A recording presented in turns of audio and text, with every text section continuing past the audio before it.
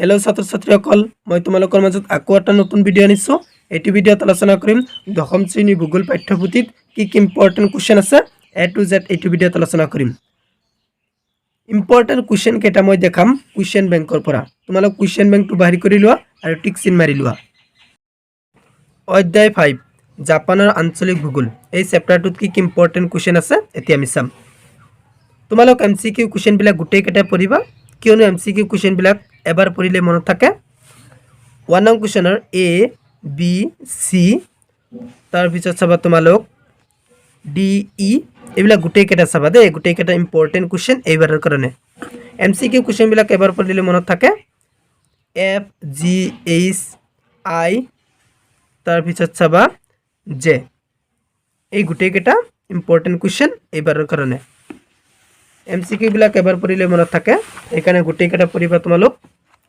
তাৰ পিছত তোমালোক 478 পৃষ্ঠা কে নং কোৱেশ্চন মোস্ট ইম্পৰ্টেন্ট কোৱেশ্চন। তাৰ পিছত চাবা তোমালোক 2 4 6 9 এইকেইটা কোৱেশ্চন মোস্ট ইম্পৰ্টেন্ট কোৱেশ্চন এইবাৰৰ কাৰণে। 2 4 6 9 এইকেইটা কোৱেশ্চন ভালকৈ পঢ়িবা দেই। এতিয়া আমি চাম চুমু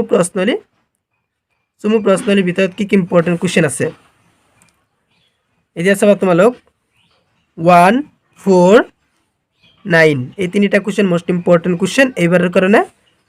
তাৰ পিছত চাবা তোমালোক 12 14 এই দুটা কোৱেশ্চন মোস্ট ইম্পৰ্টেন্ট এইবাৰৰ কাৰণে।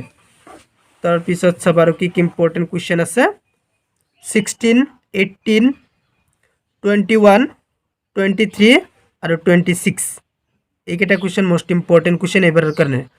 কোন কেইটা কলো 16 18 21 23 26 এইকেইটা কোৱেশ্চন মোস্ট ইম্পৰ্টেন্ট এইবাৰৰ কাৰণে। তাৰ পিছত চাবা তোমালোক ৰচনাধৰ্মী প্ৰশ্নলী ইয়াৰ পৰা চাবা তোমালোক 1 আৰু 3 এই দুটা কোৱেশ্চন মোস্ট ইম্পৰ্টেন্ট কোৱেশ্চন এইবাৰৰ কাৰণে।